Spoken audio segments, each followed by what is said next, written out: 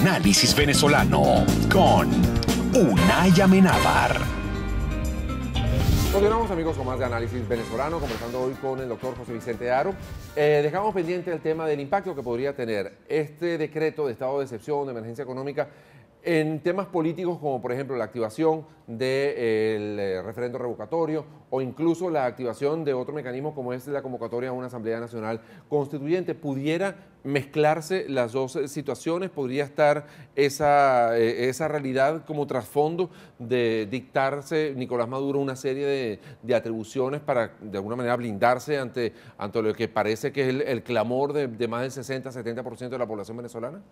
El decreto es tan amplio en lo político, que pudiera dar lugar a pensar de que Nicolás Maduro tiene la firme intención de, con ese decreto de estado de excepción y emergencia económica, poder, por ejemplo, colocar obstáculos al referendo revocatorio, colocar obstáculos a los plazos que tienen que correr y que se tienen que cumplir en cuanto al referendo revocatorio y colocar obstáculos a cualquier mecanismo de participación ciudadana o iniciativa de carácter constituyente, como puede ser la convocatoria de una Asamblea Nacional Constituyente, si los tiempos de revocatorio no dan.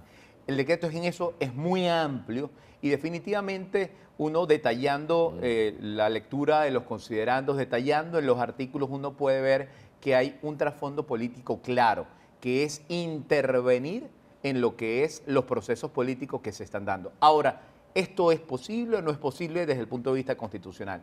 Primero hay que decir, la Constitución es muy clara cuando señala que todo decreto de estado de excepción debe cumplir con unos parámetros establecidos en la Constitución. Primero, estos parámetros formales que hemos señalado, tiene que ser una situación excepcional, tiene que haber unas circunstancias objetivas, verificables, justificadas, tiene que haber una aprobación de la Asamblea Nacional, por una parte, una aprobación de la Sala Constitucional, por la otra, tiene que coincidir las dos aprobaciones para que pueda entrar en vigencia. Si falta una de esas aprobaciones, no entra en vigencia. Pero o también, sea, si en un supuesto que la Asamblea lo hubiera aprobado, pero el Tribunal Supremo dice no se aplica, igual no se podría aplicar. Igual no se podría aplicar. Es o sea, necesario... tampoco es que la palabra de la Asamblea Nacional es santa palabra y no se puede objetar. Requiere de la otra, Sí. de la otra mitad de la clave, Sí, digamos. lo que buscaba la Constitución, el constituyente del 99 con esto es garantizar que los dos poderes estuvieran de acuerdo con el otro poder, el poder ejecutivo. Que fuera prácticamente por consenso, por unanimidad. Por unanimidad, por tratarse de una situación excepcional y ante una situación de gravedad del país, claro. No algo como lo que se está creando, que es precisamente una situación excepcional, injustificada, y que tiene un trasfondo político claro, que es darle más poderes inconstitucionalmente al presidente de la República. Pero, ¿qué sucede? Además de estos requisitos, es necesario cumplir, todo decreto debe cumplir con unos parámetros establecidos en la Convención Americana de Derechos Humanos y en el Pacto Internacional sobre Derechos Civiles y Políticos. Y entre esos requisitos está que ningún decreto de estado de excepción puede suspender o restringir derechos o garantías que son de carácter intangible, lo que son los derechos de carácter intangible. ¿Y a qué se refiere eso? Estamos hablando del núcleo duro de los derechos fundamentales, de los derechos humanos, ¿no? Y expresamente, esa es, curiosamente, la única parte de la Constitución donde se cita con detalle, con nombre y apellido. Debe cumplirse con la Convención Americana de Derechos Humanos, debe cumplirse con el Pacto Internacional sobre Derechos Civiles y Políticos. Y cuando uno va a esos documentos internacionales, que son tratados suscritos y ratificados por Venezuela, uno verifica que dice que en decretos de estado de excepción y en situaciones excepcionales nunca puede suspenderse derechos como derecho a la vida, derecho a la libertad personal, derecho a la información, derecho a la libertad de expresión, prohibición de tortura, prohibición de desaparición forzada, lo que es el derecho a la participación política, lo que es el derecho al voto, a la participación electoral.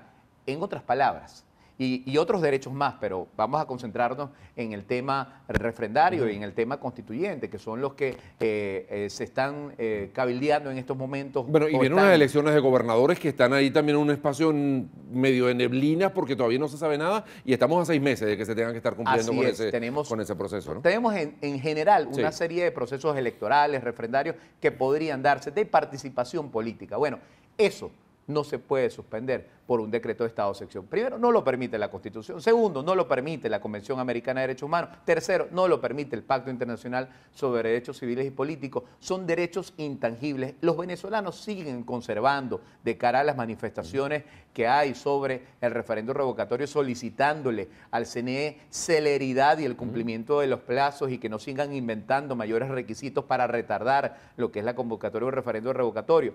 Lo que es de cara a una posible iniciativa constituyente y una convocatoria de una asamblea constituyente o de cara a unas elecciones regionales para elegir gobernadores y consejos legislativos. El presidente de la República, con base en el decreto de estado de excepción, no puede dictar acto alguno, medida alguno, decreto alguno que suspenda ni referendo revocatorio, ni convocatoria constituyente, ni elecciones. Eso es algo que le corresponde únicamente al CNE y únicamente a la Asamblea Nacional regular en cuanto a su legislación. Sí. Ahora, esos, estos procesos que pudieran verse alterados con este estado de excepción, ¿no ameritarían también una palabra de parte de la OEA, de parte de la ONU, de parte de esos otros organismos internacionales a los cuales Venezuela tiene que rendirle cuentas también como Estado miembro de esas organizaciones? En efecto. De hecho, uno de los requisitos establecidos en la Constitución y en estos documentos internacionales, por ejemplo, en la Convención Americana de Derechos Humanos, se impone la obligación al Estado venezolano de que cuando decrete un estado de excepción debe notificar a la Comisión Interamericana de Derechos Humanos. Y la Comisión Interamericana de Derechos Humanos en estos casos se convierte en observador internacional de cómo se está aplicando ese decreto de estado de excepción y de si se están cumpliendo o no los parámetros de derechos humanos constitucionales debidos. Ahora, pero es larga la lista de desatenciones, por decirlo lo menos, que ha hecho el Estado venezolano a esos pronunciamientos de la Comisión. ¿Por qué pensar que ahora sí le van a prestar algún tipo de atención? Allí es donde viene precisamente el tema de la Carta Democrática Interamericana. El planteamiento que se ha hecho sobre la aplicación de la Carta Democrática Interamericana tiene una razón fundamental, y es el hecho de que la Carta Democrática Interamericana, en su artículo 20, establece expresamente que cuando existe un quebrantamiento del orden constitucional que afecta gravemente el orden democrático, es aplicable la Carta Democrática Interamericana. Entonces, ¿qué es lo que hemos visto nosotros con esa serie de incumplimientos reiterados del Estado venezolano a dictámenes, decisiones, medidas cautelares, sentencias de la Comisión Interamericana, de la Corte Interamericana, de la Comisión contra la Tortura de la ONU, de la Comisión contra lo que es... La libertad de expresión, por ejemplo, ¿no? Para proteger la libertad de expresión a nivel de la ONU, de la Comisión para defender a los defensores de derechos humanos de la ONU, en general, de una cantidad de instituciones internacionales en la protección de derechos humanos? Bueno, allí se ve un incumplimiento de los derechos fundamentales que a su vez es un incumplimiento o quebrantamiento del orden constitucional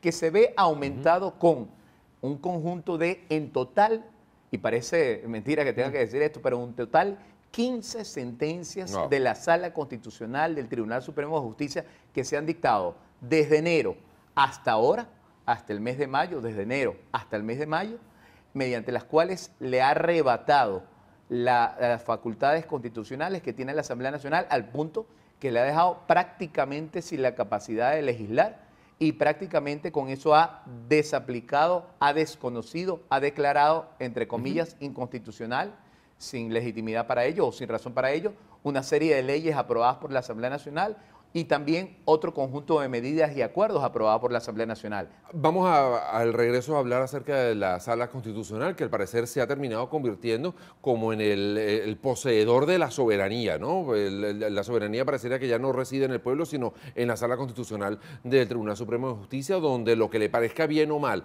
a esos 7 señores es lo que tiene que ser acatado por todo el mundo.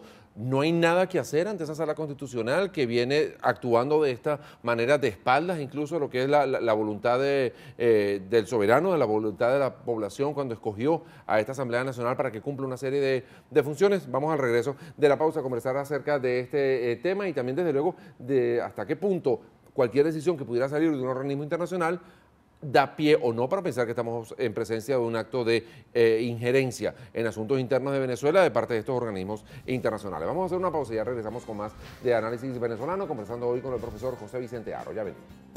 Análisis Venezolano con Unay Amenábar. Si no tienes Social Security o crédito, no te preocupes. Trae la licencia de conducir americana o la de tu país y de Quality Engines Auto Sales sales manejando. Te aprobamos el financiamiento y además tenemos muchísimos modelos para escoger. Estamos en el 3061 Northwest 36th Street de Miami y nuestro teléfono es el 305-571-6604. Quality Engines te presenta estos modelos disponibles en su lote de vehículos. Kia Sportage 2014, todoterreno familiar. 42,000 millas, un solo dueño, 0 accidentes, Carfax limpio, título limpio. Puede ser tuyo por $239 al mes. Toyota Corolla 2014, económico, duradero, 37,000 millas. Un solo dueño, 0 accidentes, Carfax limpio, título limpio. Puede ser tuyo por $215 al mes. Jeep Wrangler 2014, 4x4, suspensión levantada, rines, gomas, más de $10,000 en accesorios. 15,000 millas, un solo dueño, 0 accidentes. Ven y pregunta por el precio especial. Si mencionas este anuncio, te regalamos un set de alfombras y un GPS con la compra de tu vehículo. Recuerda, nosotros somos el banco. Si tienes crédito en Venezuela, tienes crédito con nosotros. Quality Engines. Junto a tu corazón, bella, muchachita bella, bajo una luna plateada, tú eres mamita, mamita mía. Hola amigas, amigos, te saluda Miguel Moli. Quiero invitarte este 24 de junio a un gran evento que vamos a estar realizando en el Flamingo Theater Bar, en el lanzamiento de nuestro gran amigo Roberto. Vamos a recordar muy importantemente la época dorada del tecnomerengue de los años 80 y 90, así que ya sabes, los esperamos allá. ¡Sabor!